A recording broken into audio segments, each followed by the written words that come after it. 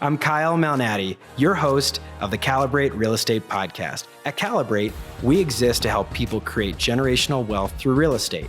My personal mission is to encourage, empower, and educate you by sharing best practices from business leaders that are proven winners. Broadcasting from the Mile High City, thank you for tuning in to episode 144 of the Calibrate Real Estate Podcast. I'm your host, Kyle Malnati. Our esteemed guest today, Nicole Briggs, realtor from St. George, Utah. She's the leader of Team Surge. As we were prepping for the podcast, Nicole shared with me that she's got 5 agents on her team, a full-time assistant, a part-time social media person, a transaction coordinator that she works with outside the office. Nicole, welcome to our show. Thank you. Thanks for having me. So this is going to be a discussion for the ladies. Now, it doesn't mean guys tune out, but for those of you who've listened to my podcast for any period of time, you know that I am definitely partial to the working mom. One of the things that I really resonate with you, and so did our podcast producer, Kayla Davis, Nicole has on her email signature, has all over her Instagram, that she is passionate about being a woman's guide to real estate. So Nicole, where did that come from? What made you feel like that was an area that you really wanted to sort of claim as your area that you just wanted to be known for? Well, I don't know that I really set out to do this part of real estate. I plan to just be an individual agent my entire career. I started out in the Mike Ferry organization being a listing agent, kind of put your head down, go to work kind of a gal. And after 5 years of that, I don't know, I just kind of decided I wanted something different. So I switched towns, went to a different area. And one day I just decided, you know what, I must be doing something right and maybe a little bit different. I just felt like I wanted to talk about some of the hard things that women go through in real estate that we don't really always talk about in the training rooms. It's really nice to talk about lead generation and how do we follow up with our client, but who's going to talk about how am I going to deal with my day-to-day stuff, you know, the crap, if you will, sorry, that like piles on you. Like as a mom, I mean, at the end of the day, when I get home, I still have the same load of laundry that you guys do, you know, and I don't have a cook and I don't have somebody to, you know, do my grocery shopping either. So like, how am I going to juggle and manage all that and still make a 6-figure salary? So somehow I thought I'd put it to paper and really start talking to gals in my brokerage. I started out with just meetings there to see if anyone would come and wanted to hear how I can stay focused and be, I call it being extremely super efficient. And that's really what I teach, is how to be really efficient with your time, so that if there was a possibility that you could do real estate in 4 hours a day and still make a 6-figure salary, that's a possibility. And that's literally what I do. That's so cool. And I do think as a guy, and I try to be very evolved. I try to be very, forward thinking, but I think our society does have some little things that really haven't evolved. We've got most households, it feels like, where you've got dual incomes. And then there's several in my own neighborhood where the guy stays at home and watches over the kids, and the wife is going into work, and you've got all sorts of different things going on. And I have a good friend who's been on this podcast several times. Her name's Amanda, and this is definitely a tribute to Amanda, but she shared that, a lot of powerhouse realtors that are female, they make a lot more than their husbands do, especially because they're so efficient and they've learned how to really manage everything and just be able to kind of do it all. So what are some of these little things that you share that crap that you were saying that maybe a female realtor might have to deal with on a daily basis, and with being a mom and just kind of running a household as well as running a productive brokerage firm? And what are some of these things, especially on Instagram? I know you've got a great following that's very active. What are some of the things that you feel like really strike a chord with your audience that are meaningful things today that just guys wouldn't understand because it's part of the ladies' experience? Well, I think that's just something that's inherent. Like, I mean, I didn't build a male or a female. I mean, it's just inherently how I think a mom is built. Like, we just have this nurturing aspect, and like I mean, for me, I think the gut wrencher, and I don't know if many women, well, maybe people will resonate with this, but my oldest daughter would say, I was such an orphan when I went to school. Like my hair was never done.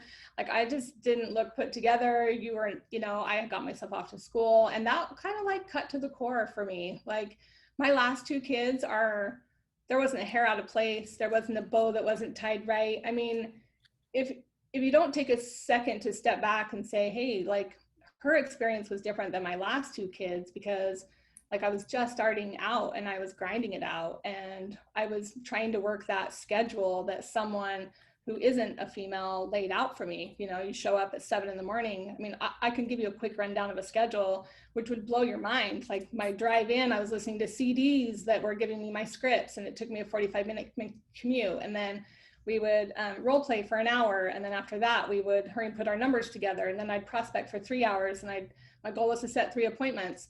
And if I didn't set 3 appointments, I had accountability with a $500 check I'd written to my accountability partner that they would cash if I didn't set an appointment. So I had 2 additional prospecting hours to go. So then by the time I'd set my appointment, say I set my 3, I had to disqualify at least 2 of them. So I'd get on, pre-qualify, decide which one I was going to go on. Now the appointment's sometime between 5 and 7 p.m. at night, right? Because people are at work. So then I'd attend the appointment and then find out that night that, oh, by the way, you didn't get it. Well, shit, now I got to start over tomorrow. That sucks. Like that sucks. So for me, it was like, okay, like I'm grinding this out, and I felt like I was showing up to every training, and I don't know, I just was missing out on all the good stuff. I missed out on, you know, I could never be the room mom. I didn't ever take treats. I was that mom that was like, oh my gosh, I gotta hurry and get treats. Oh my gosh, run to the store, hurry up, let's get some fruit snacks, and I'll just hurry, get in, get out. Like that's for sure how I operated. And I finally just was like, hey, you know what, I'm gonna go to another market, where I went and I became a buyer's agent for somebody and really figured out, hey, I told this guy, hey, just so you know, I'm trained. I know what I'm doing. I know how to pre-qualify a client. Don't ask me where I'm at. As long as I'm producing, don't bug me. Don't ask me because you don't want to know. I'm probably sitting in a carpool lane, or taking my kids to cheer, or I'm at the baseball game. Like you don't want to know where I am. But as long as I'm closing deals, leave me alone. You know, like I have a goal and I know where I need to be and I know what I want to make. But I also have a huge goal to be a good mom. And that's where the whole show up Nikki B came into play, was like, I just want to make sure that I show up for people, you know, and I hope people show up for me. And I think at the end of this lifetime, you just want to make sure that, like, did I do my job? You know, did I show up for the people that were important? Did I make a difference? You know, who are the people that I showed up for, and did I teach them what was important to me so that they can pass it on to their kids? It's important.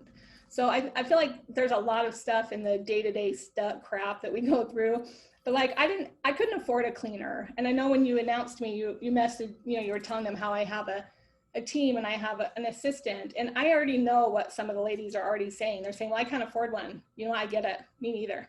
I didn't have one either. So let me just tell you, like, you get very, very good at learning how to hire a transaction coordinator, and then you make your client pay for it.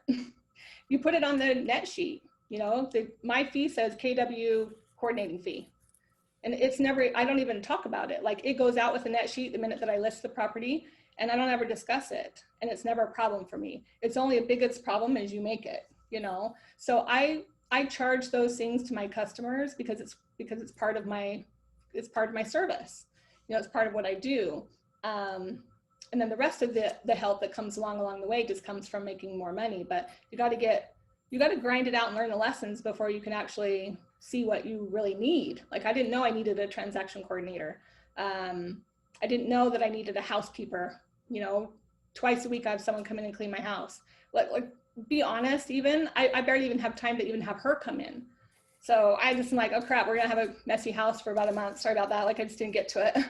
But you know, what's important? The important part is that I showed up for my kids, and like, I'm a neat freak. Don't get me wrong. Like I'm a perfectionist, but I had to not sweat the small stuff and really just kind of dial it down to what was important. So that's really what I teach is, let's go ahead and put the family stuff on first. Let's put the personal stuff on the calendar first, or your, like my me stuff needs to hit my calendar first. And then I work my business around my family and my me stuff. I want to enjoy it and I want to love it and I want to be here for a long time and I don't want to burn out. That's great. Nicole, so let's talk about the progression because I think that's really important. Yeah. You shared with me that you now have two Irish twins born, less than 1 year apart that have just gone off to college. Both are on scholarship. I mean, like there's so many moms, so many parents, frankly, it doesn't matter if you're a mom or a dad. So many parents out there that like they look forward to that moment where it's like, okay, like I've done everything I can. I can, they're launching and I'll still be here for them, but I'm no longer, responsible for their day to day and everything that's going on. And having two athletes that are that qualified to be on scholarship, you are obviously doing heavy travel, heavy commitment to all of their different activities. Obviously money needs to funnel all that. So let's talk about the step-by-step progression. Let's go back to when they were, 10, like my kids are right now, where they're starting to kind of get out of rec sports and kind of go on that competitive sports journey. And just when you started to add people to your team, you had mentioned a partner to me that at one point you worked with, and just some different people that you kind of had as you were making this evolution to where you are today. So I think when they were younger, this is probably where I learned all of the tools that I use now. I feel like that's how you create the repeat referral business or that evergreen business that you're looking for, is when it's in its busiest, right? Like when they're 10 and when we're doing that, when we're doing the comp baseball and the comp cheer, I can tell you what, every single weekend was a baseball tournament. So I never was in town during the weekends. So people would wonder, how would you work with clients if you're out of town? That's a great question. Because I became so good at pre-qualifying the client, making sure that, so when I discuss with them, so tell me what it is about your work schedule, like when would you be available to go see properties? Well, I work Monday through Friday. Okay, well, everyone works Monday through Friday. So tell me what your hours are. Well, I work, 8 to 4 or 8 to 5. Okay, great. So let me just ask you this, since we're in this really busy market, like, properties are selling within the first day, my concern for you is that we're going to miss out on properties by the time we wait for you to get home at 5 o'clock. So do you possibly have a lunch hour? Oh yeah, I have a lunch hour from 12 to 1. I can take lunch. Actually, I can take it whenever I want. So just so you know, ding, ding, ding, in my head, I am never showing property after 5 p.m. We are going during your lunch break because I know the good properties come on first thing in the morning, and we're gonna go take a look at those properties while you're on your lunch. So I had to do that in order to make it so that my weekends were free, but I had to find a way to get very good at pre-qualifying them to make sure that I could, I don't want to use the word steer, but manipulate or gear them to go to the time that worked best for me. That's my time. And if ever I had something that conflicted and it was my kid stuff, they were an appointment. I'm sorry, I already have an appointment at 6 o'clock. We just need to do it before 6. And then I'll be happy to open up the door for you or whatever. I can meet with you sometime before 6. I just have another appointment. They don't need to know I'm on I'm going to my kids program, or they don't need to know that. I think that that's the most important thing is when it's busy like that, making sure that you're pre-qualifying and having that good open line of communication with them as to like what your time frame is, and people will work on your time. If they feel that there's big value in working with you, they will do whatever they need to do to make sure that they're with you during the times that you can work. So I feel like that's the most important thing, and that's why I always coach my agents, put your family stuff first and then work your business around it, because those are things that you're not ever going to say, oh, I'm sorry, I'm going to miss out on your recital tonight. Yeah, we're not doing that. Like, I would never miss that. So then that way you're working your business around it. So when that buyer calls in and says, hey, I'd like to go look at property on Friday at 5 o'clock or 6 o'clock, you could say, gosh, you know what? I'm sorry, last minute, I already have an appointment at that time. Are you able to go see it on your lunch? So I feel like being really firm and, I don't know, pre-qualifying is like the biggest thing for me. And I hammer it home, and I'm sure my agents hate me talking about it all the time, but I just want you to pre-qualify them, for crying out loud. Like, your time is only as valuable as you make it. People will spend and blow your time and feel like it's not worth anything if you allow them to.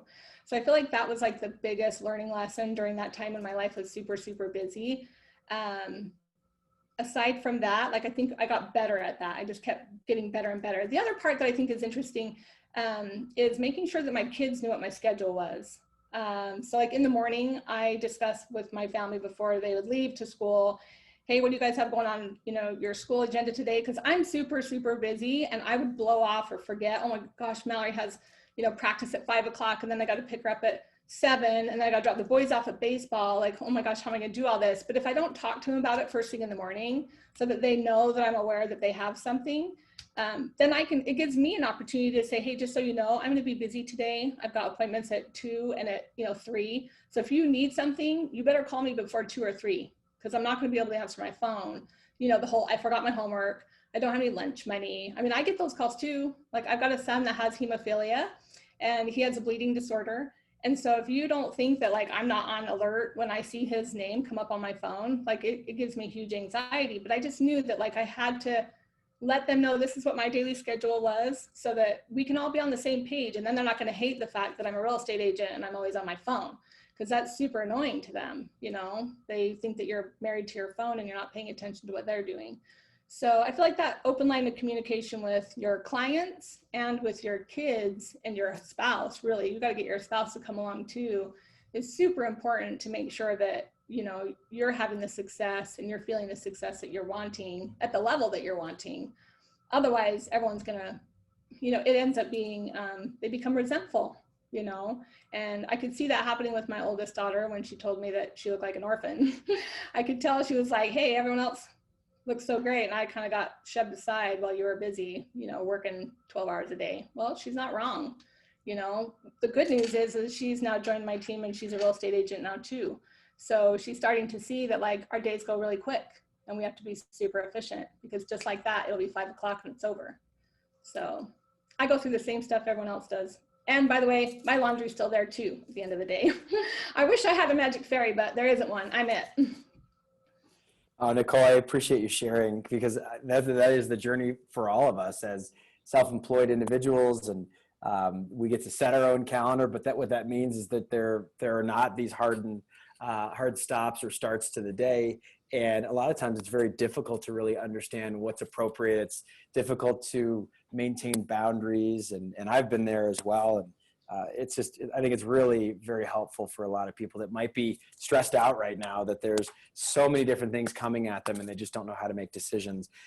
Did you at any point ever come up with, it could be a list or just certain maybe core values that you kind of filter day-to-day decisions through, and obviously family is one of them, but just how you have learned to make these decisions over and over again? I've heard yes, no lists. I've heard of people that say that there are these things that they just say that these are my non-negotiables. Have you gone through that type of exercise before, either intentionally, or is it just kind of a byproduct of just learning through some failure? I don't think that I have any hard, fast, like, this is something that I live by, I'm not going to do this. I feel like I always go back to the core value of honesty and integrity. Like, if I say I'm going to do something, I'm going to do it. Like, it's a no-brainer for me. If I say I'm going to be there, everyone knows me. I'm going to be 15 minutes late, but I'm going to freaking get there. Like, I am queen of 15 minutes late. And I once had a broker tell me that the only reason why you're late, and I'm pretty sure that Mike Ferry preaches this too, because I can remember feeling the guilt. The only reason why you're late is because you don't value the other person's time. That is a load of crap, because I totally value their time. I totally do. I just have 50 freaking things as I'm trying to get out the door, and I'm trying to get it done. Like, I just really am. And my friends are funny. They're like, we'll invite Nicole 30 minutes like before we invite everyone else, because we know that she's going to be late. And I get it. Like, I'm open, I understand, but it's not that I don't value their time. It's just like, literally, I'm trying to do the best that I can. And like, I'm unapologetically, authentically late. I'm sorry, I really am, but I really do value their time. I'm trying to get it all in, and I don't think I really live by just this hard, fast rule, but like, literally, that whole show up thing means so much more to me than just 2 words. It's in everything I think that you do. Like, for someone to have a birthday, it takes you 2 seconds for you to send them a quick text message, not just post on social media, but send them a text and just let them know that you're thinking about them. If someone comes to your mind and it's one of your clients and you haven't heard from them, or let's just say you're embarrassed because you haven't talked to them in 2 years, send a message and just say, hey, you know what, you've been on my mind and I'm super embarrassed I haven't heard, from you, but like, I just want to let you know that I've been thinking about you and I hope you're doing well. For me, showing up for people is hands down like the most important thing to me. And so, the honesty, integrity is just really just about the core values that I think I operate, just not even just my business, but like my personal life by too. And I think that that sets a tone for most everything, because my intentions are true, you know, and they're honest and they're genuine. And I think as long as you have genuine intentions and you know, some integrity and honesty behind it, there's a lot of room for error, you know. So people will cut you the slack if you've got good intentions. Nicole, would you call yourself an optimist? 100%. So it's interesting. I heard this at one point. I'm sure there's a study that backs this, but that optimists are often the most late to appointments. And part of the reason, part of the driver is that they're so optimistic that they can accomplish these things in a time frame that someone that's probably very analytical and is always on time and very fastidious would realize there's just no way I can accomplish all this. So I feel like not every realtor, that's typecasting, but a lot of real estate agents approach the business with like, I can do that. I can get that done. I can work these doers. And then another, and I've heard the time management issue of you're not valuing someone else's time. That's why you're late. I've heard that too. And I felt that, felt that guilt. I would say though, that there's also another common saying that if you want to get something done, just find a busy mom and you'll make that happen. 100%. I think that I love that mantra for sure. Like, one of the things that I also kind of teach is the whole get in, get out theory.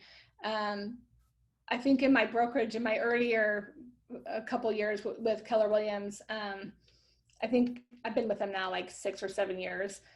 Like I'm in the office and I'm back out. I'm in and I'm out. I'm in and I'm out. Like I feel like if you're sitting in that chair, you're not making money. If you are not walking through doors, you are not making money. And so for me, I've always just been get in the office, get out. You know, I'm such an expressive personality that the coffee breaks, the lunch breaks, the whatever, the title coming in and giving you gifts. Like I don't need any of that stuff. I can buy my own coffee and I can afford my own lunch. I don't need it, you know, and I don't mean that in a rude way. I just mean that in that I'm super busy. And at 2:15, which during my like raising my kids time at 2:15, that's when our 7th grade class got out. My work week was done, or my work day was done. So I had to have all my business wrapped up by 2:15 because that's what time my kids were getting out of school.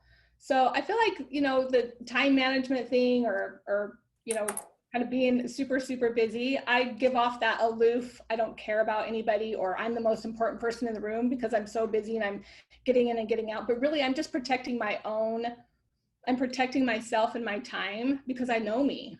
I just know me. I'm going to sit there and shoot the gap with somebody in the hallway, or, you know, I just know how I operate. And I think the better you can get to know yourself and your personality, your strengths and your weaknesses, the easier it will be for you to manage your time because you'll understand what those things are that pull you off your schedule or that distract you. So self-discovery is a big deal. So where the whole optimism comes in for me is I'm 100% never, I'm never going to be that negative Ned in the room. I never will be. I will always find a way. I'm a troubleshooter and I'm just a kind of a mover and a shaker, and we're going to figure it out and we'll find a way. I don't know how we'll figure it out, but we're going to get it done. And I like that. You know, I'd rather learn from my failures than, you know, roll over and say, well, we'll try again tomorrow. Yeah, that's not how it works for me. So. Wow, there's so much in that. I've got like 6 different follow-up questions, and I just love it. So failure is one of them that I think that there's a lot of successful people out there that would say that they're standing on top of a mountain of failure. One of my favorite thought leaders, that's a saying that he says a lot.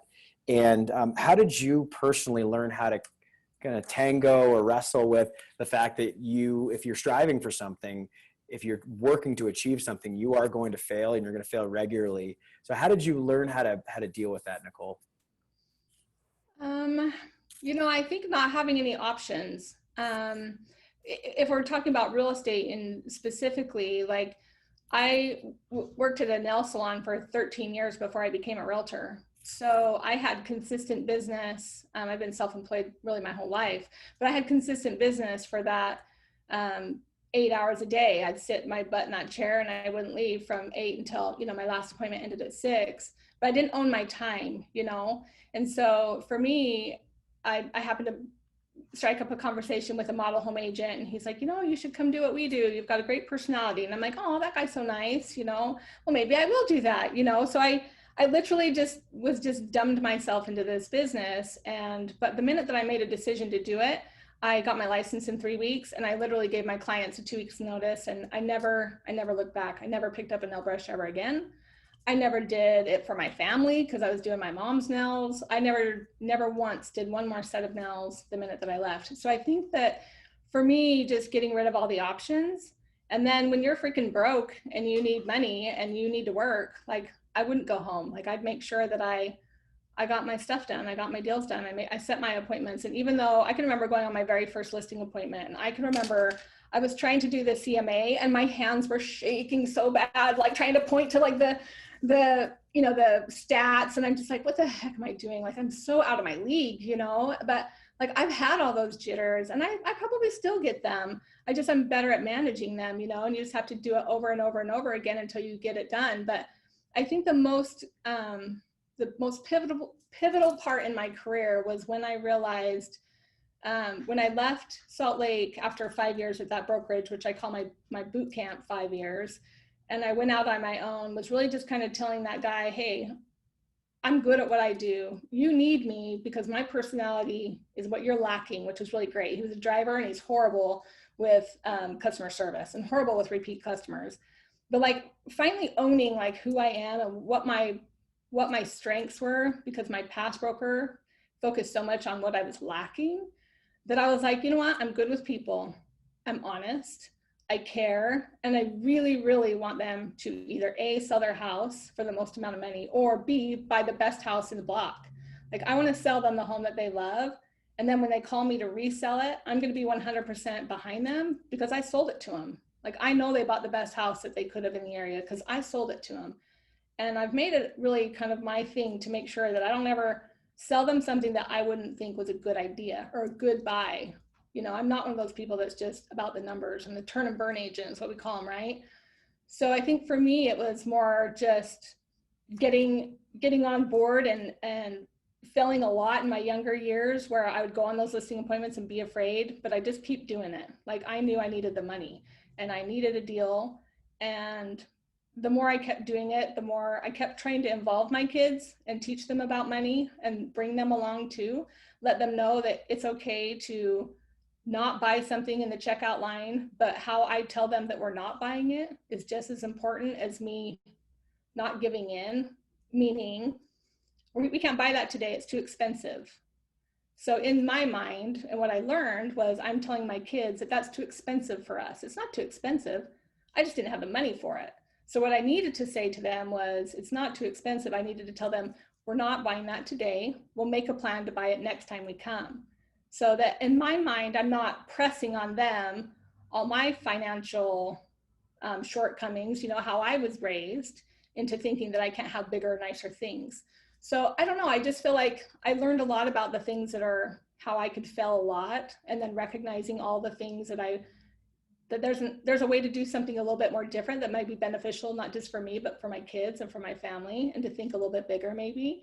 But failing to me is something that I do it every day, and I'm okay with it. I just know I'm going to get better. Like we're currently doing we're in the middle of a launch on our Instaworthy agent.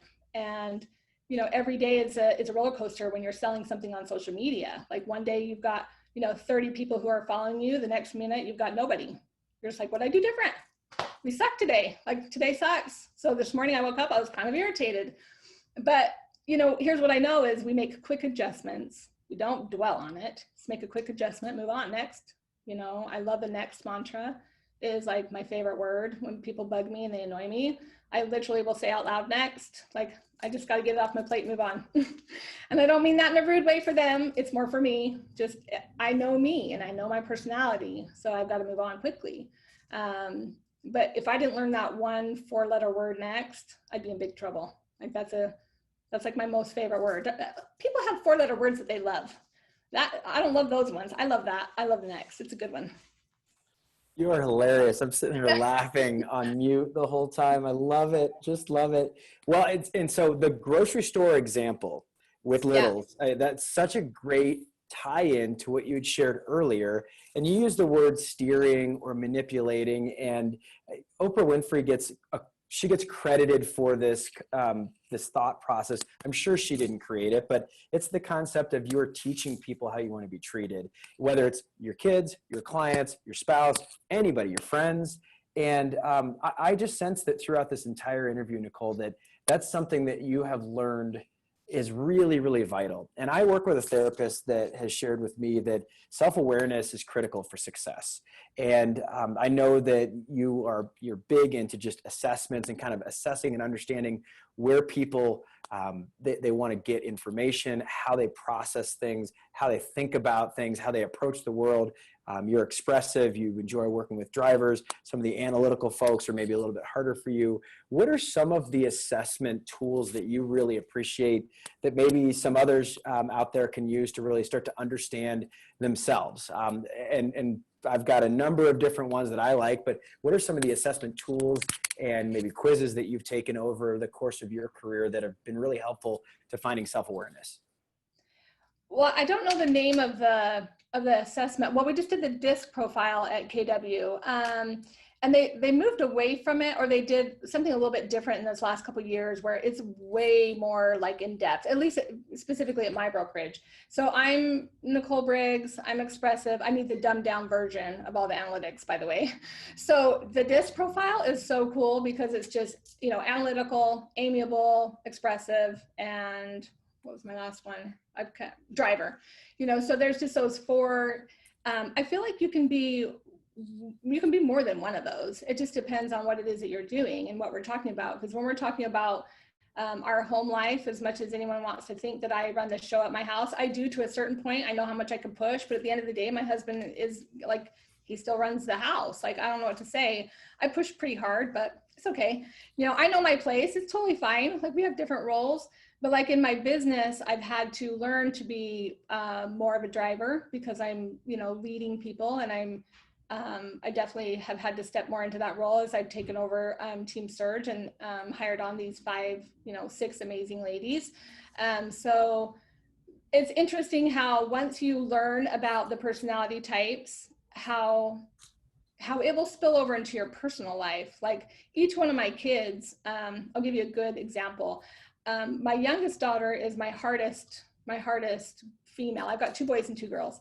It goes girl, boy, boy, girl. So my youngest daughter is my little cheerleader, and she was rough. Like, she was just the hardest teenager, and she was just like me, packaged in this little tiny body with all this sass and attitude, but she was 12. Okay, that's super annoying. And so I was dying. Like, she won't, and she doesn't communicate the same way as me, which is a bummer, because like when I am irritated or annoyed, oh, we're going to talk about it, and we're going to talk about it like right now. Like, we're going to get it done because I don't want it on my plate and I'm going to move on. Well, that's not how she works. And so I've never been to a therapist before, but I thought, you know what, we need some help. Like, she is tough. So I called this therapist and I'm like, I heard you're really good with kids. So we go in there and she does this little assessment. She meets with both of us, well, me first, and then she meets with both of us, and then she has me leave. And then I go back for the consult. And she's like, well, she's trying to be all nice and tell me, well, she told me in a nutshell, it was me. Like, it's my fault. And the reason why it was me was because we're communicating, but like, she just wants to sit back and she needs a minute to process what we're fighting about or what we're arguing about. And she needs time because she can't gather her emotions and like put it out there in a way that she wants to effectively at 12.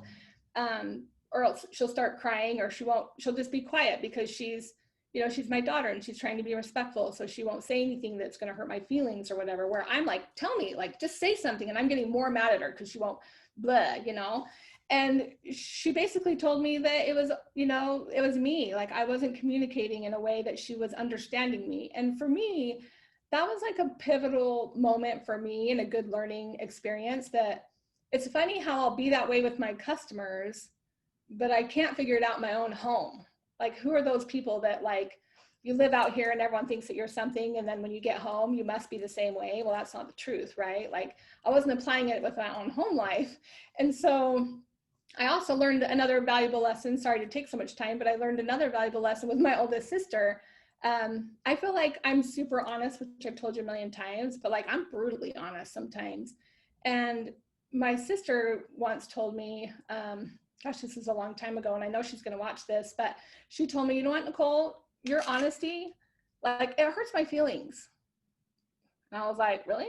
Well, I was just being honest. Like, I thought you wanted me to be honest with you, you know? And I didn't realize like I need to temper some of my honesty, you know? Sometimes they don't need to know all that all at once. And delivery is everything. And that's same with your clients, that's same with your family. Like, what is your intention when you're giving the information? And hopefully if you've offended somebody by being honest, they knew that your intention was good. So obviously my sister knew my intention was good, but I was so grateful that she told me that, like, I hurt her feelings. I would have never known had she not said anything.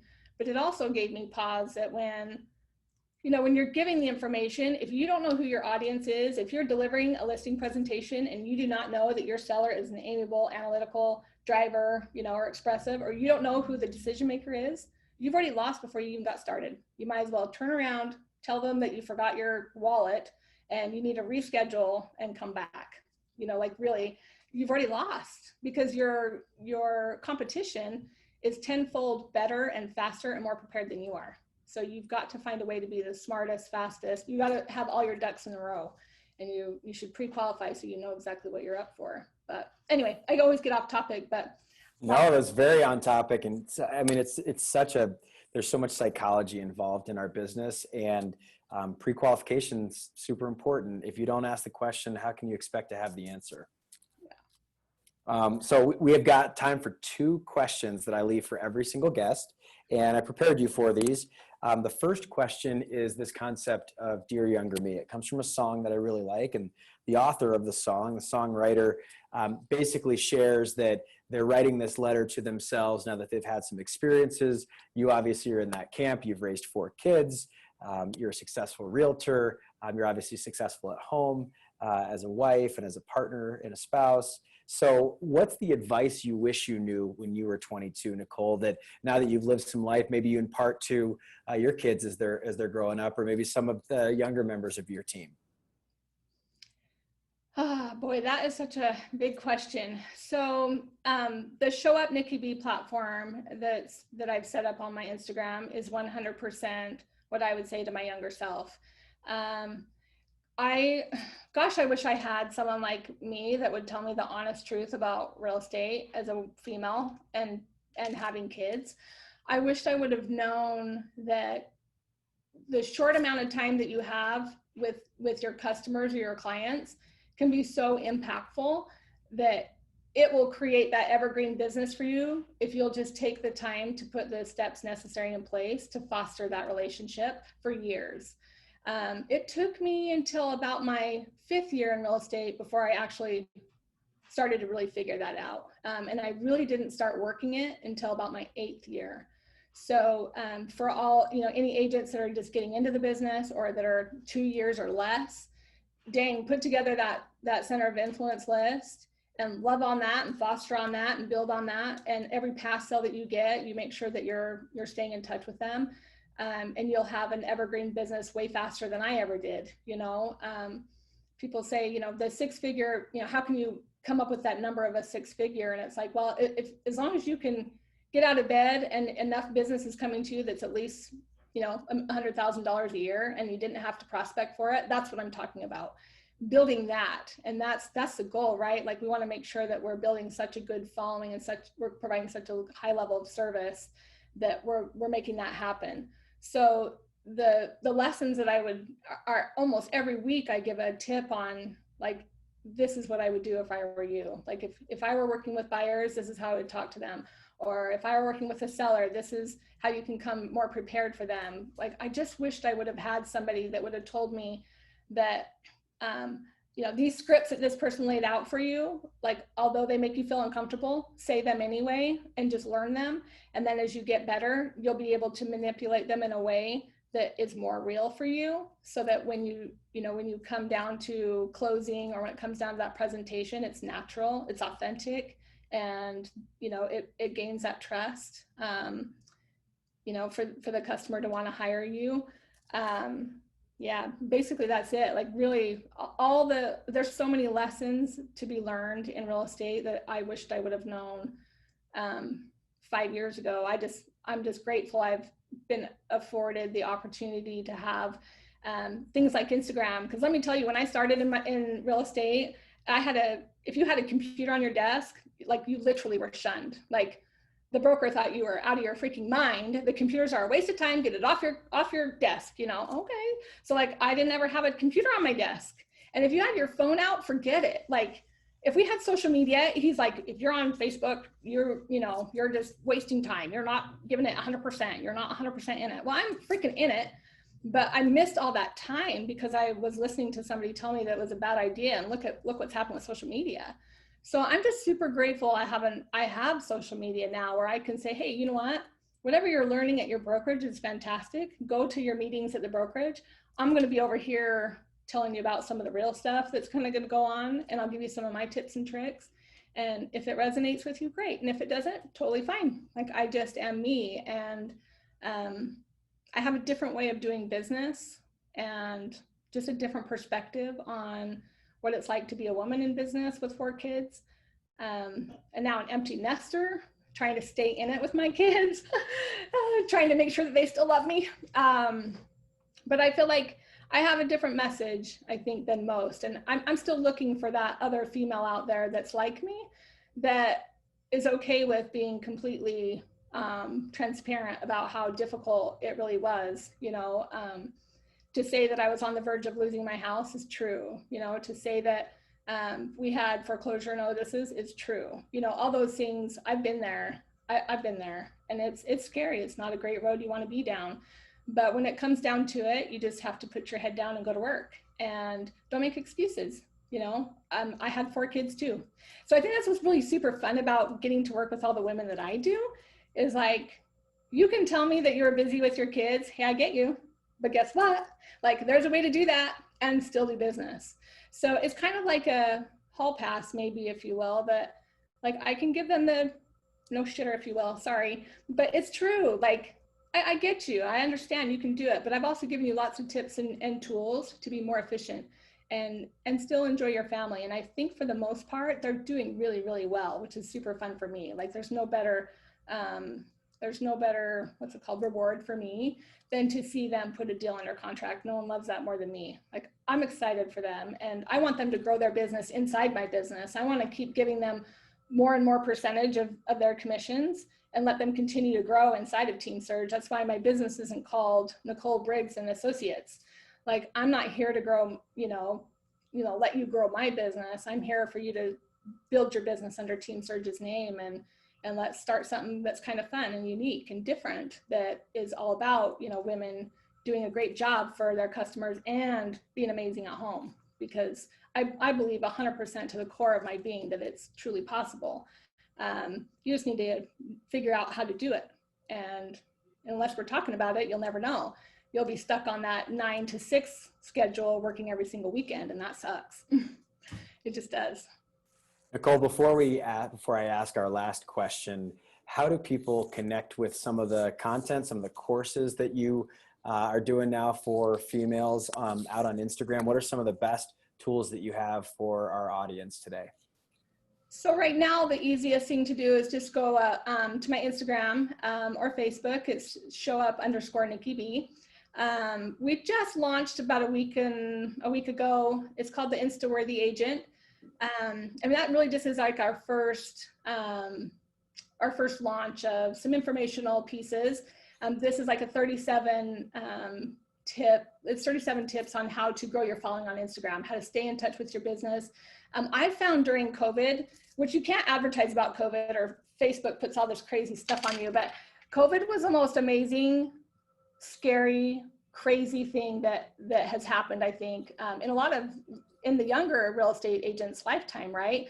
Like I went through the recession and they didn't go through the recession.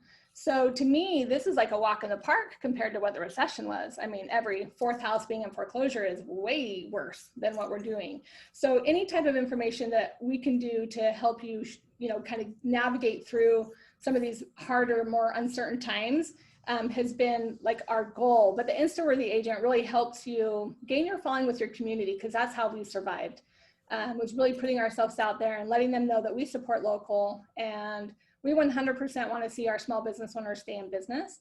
So when we have a following of 22, and we don't have a huge following on our Team Surge account, we just have 2,200 people, but it's growing. And if we can let 2,200 people know that our local, cafe is still open and you can still walk in and get a coffee and be greeted by a smile, like they're so excited to share our message on Instagram. That's how you become an influencer in your community. And it's super important as a real estate agent for you to establish yourself as such, so that they know what it is that you do. I mean, if I only have 500 followers as a real estate agent, but I've got a company who's got 6,000 followers that go ahead and post my post up there and share, hey, thanks so much for your support, I'm getting seen by all their followers, right? So in that Insta-worthy agent, we show them how to set up their Instagram, their business account, so that they show up and they're searchable. So many women follow me on my Show Up Nikki B, and they're private. They're real estate agents and their accounts are private. Like, what are you doing? Like, we're in the sales business. How are we going to find you? Oh my gosh, it blows my mind. So anyways, the Show Up _ Nikki B is where you can find us. And then we're working on, it's called the Show Up.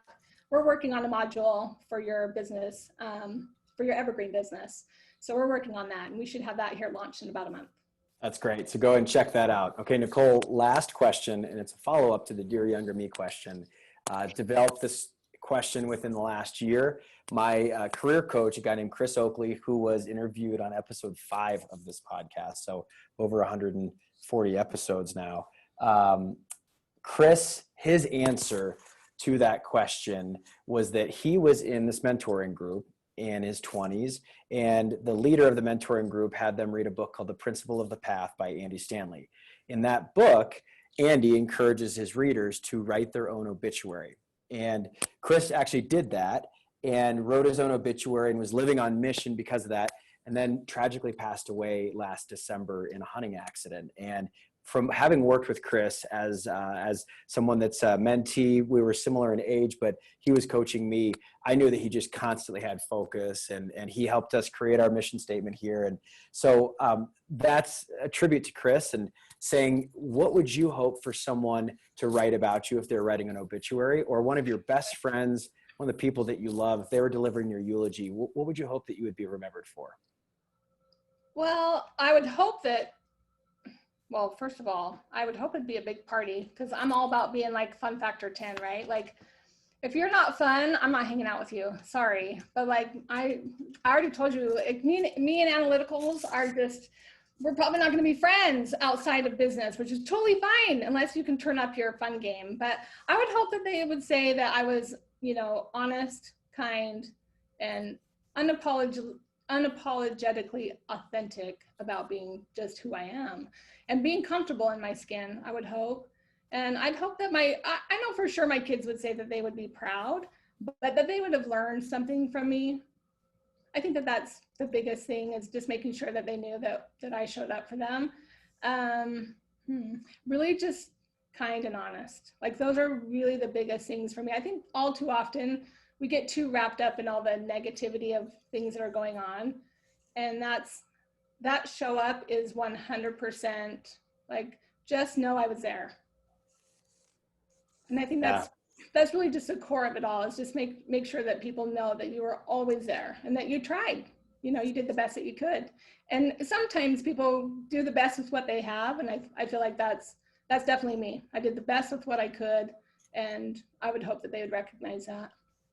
Oh, that's great, Nicole. So a lot of our podcast audience, I call them, it's we could say it's our Calibrate Nation, but it's Calibrate Cali that's out there listening to this. This is a reminder from Nicole. Show up. What a great message. Nicole Briggs, Show Up Nikki B. I love it. This has been such a fun. I mean, I always feel like at the end of these episodes, it's such a wonderful experience, and I can't believe it's ending. And I'm just so thankful. So go check out Nicole Briggs on Instagram, obviously on Facebook as well. Hope you learned something from this. As you know, we drop episodes every Friday. So please show up, please listen, please share, screenshot it, put it on your Instagram that you're listening to this episode.